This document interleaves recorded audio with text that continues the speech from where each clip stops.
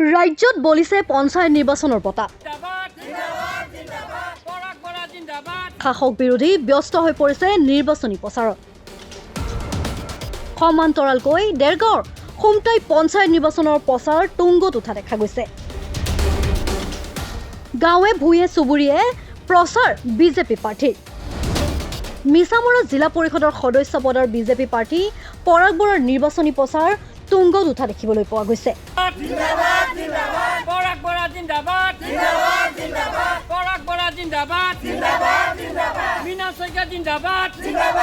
প্ৰাৰ্থীগৰাকীয়ে ক্ষিপ্ৰতৰ কৰি তুলিছে নিৰ্বাচনী প্ৰচাৰ। সমৰ্থনত ওলাই আহিছে শ শ ৰাইজ। প্ৰচাৰ তুংগত মই যিহেতু মোৰ যিসকল কাৰ্যকৰ্তা বন্ধু আছে আৰু শুভাকাংক্ষী ৰাইজ আছে, ৰাইজ আৰু কাৰ্যকৰ্তা বন্ধুসকলে ঘৰে ঘৰে গৈ জনসম্পৰ্ক স্থাপন কৰিছে আৰু এই জনসম্পৰ্কৰ দ্বাৰা ৰাইজে বিপুল পৰিমাণে সঁহাৰি আগবঢ়াইছে। আৰু আমাৰ বিশেষকৈ এটা সুবিধা হৈছে যে খুমটাই সমষ্টিৰ কৰ্মযোগী যি বিধায়ক মৃণাল শইকীয়া ডাঙৰীয়া, তেখেতৰ যি উন্নয়ন, তেখেতে সমষ্টিটো উন্নয়ন কৰা তেখেতৰ যি এটা সপোন, সেই সপোন আগত লৈ তেখেতে বহু পৰিমাণে সমষ্টিটো উন্নয়ন সাধন কৰিবলৈ সক্ষম হৈছে। আৰু সেইকাৰণে আমি যি বিভিন্ন অঞ্চলত গৈছোঁ, ৰাইজৰ এই যি আপত্তি, সেই আপত্তিবোৰ কিন্তু আমি পোৱা নাই। ৰাইজে আমাক আদৰণি জনাইছে আৰু দেখিছোঁ যে আমাৰ কাৰ্যকৰ্তা বন্ধুসকলো, যিসকল কাৰ্যকৰ্তা বন্ধু আছে, তেখেতসকলেও দিনে নিশাই এই ৰাইজৰ লগত জনসম্পৰ্ক কৰি এটা সজাগতা সৃষ্টি কৰিছে আৰু ভাৰতীয় জনতা পাৰ্টীৰ যি নীতি আৰু যি আদৰ্শ, সেই আদৰ্শৰ প্ৰতি ৰাইজক আকৃষ্ট কৰি এই যি নিৰ্বাচনত আমাক ৰাইজে মৰম চেনেহ দিবৰ কাৰণে আগবাঢ়ি আহিছে। আচলতে 1996 চনত ভাৰতীয় জনতা পাৰ্টীত যোগদান কৰিছিলোঁ। তেতিয়া মোৰ ভোটাধিকাৰ নাছিল।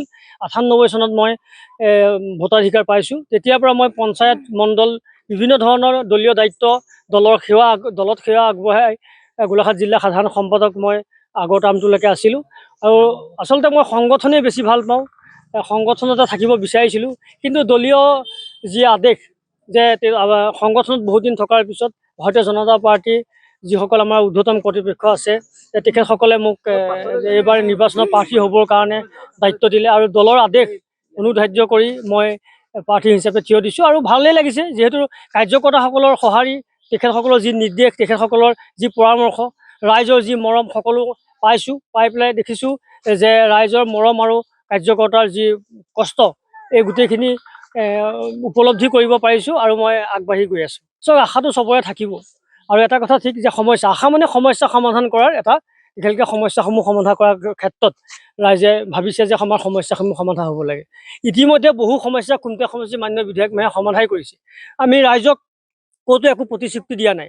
আমি ৰাইজক কৈছোঁ যে আপোনালোকৰ যিবোৰ সৰু সুৰা ডাঙৰ সমস্যা আছে, এই সমস্যাবোৰ সমাধান কৰাৰ ক্ষেত্ৰত আমি আপোনালোকৰ লগত থাকি আপোনালোকৰ সমস্যাবোৰ নিজা সমস্যা বুলি অনুধাৱন কৰি আমি বিধায়ক মহোদয়ে হওক বা আমাৰ চৰকাৰকে হওক, আমি সবলভাৱে আমি দাবী উত্থাপন কৰিম আৰু তেখেতসকলক অৱগত কৰিম যে এই অঞ্চলটোত এই ইমানখিনি সমস্যা আছে, এই সমস্যাখনো পাৰ্যমানে সমাধান কৰিব লাগে। আমি আগৰ পৰাই যিহেতু ভাৰতীয় জনতা পাৰ্টীৰ প্ৰতিজন কাৰ্যকৰ্তা জনসম্পৰ্কত থাকে। সম্পৰ্কই হৈছে আমাৰ প্ৰধান লক্ষ্য। ৰাইজৰ লগত আমি সম্পৰ্ক স্থাপন কৰিব লাগে আৰু তেখেতসকলৰ যি অভাৱ অভিযোগ আছে, সেইখিনি আমি অনুধাৱন কৰিব লাগে। আমিও প্ৰতিটো ৱাৰ্ডত ৩-৪খন সভা কৰি ৰাইজৰ লগত সম্পৰ্ক স্থাপন কৰিছোঁ। আৰু আমি এইটো নহয় যে ইলেকশ্যনৰ সময়তে আমি সম্পৰ্ক স্থাপন কৰোঁ, তাৰপিছত আমাক নেদেখে, তেনেকুৱা নহয়। আমাৰ প্ৰতিজন কাৰ্যকৰ্তা প্ৰতিটো সময়তে ৰাইজৰ লগত থাকে, কাৰ্যসূচী তেওঁলোকে ৰাইজৰ লগত লয়।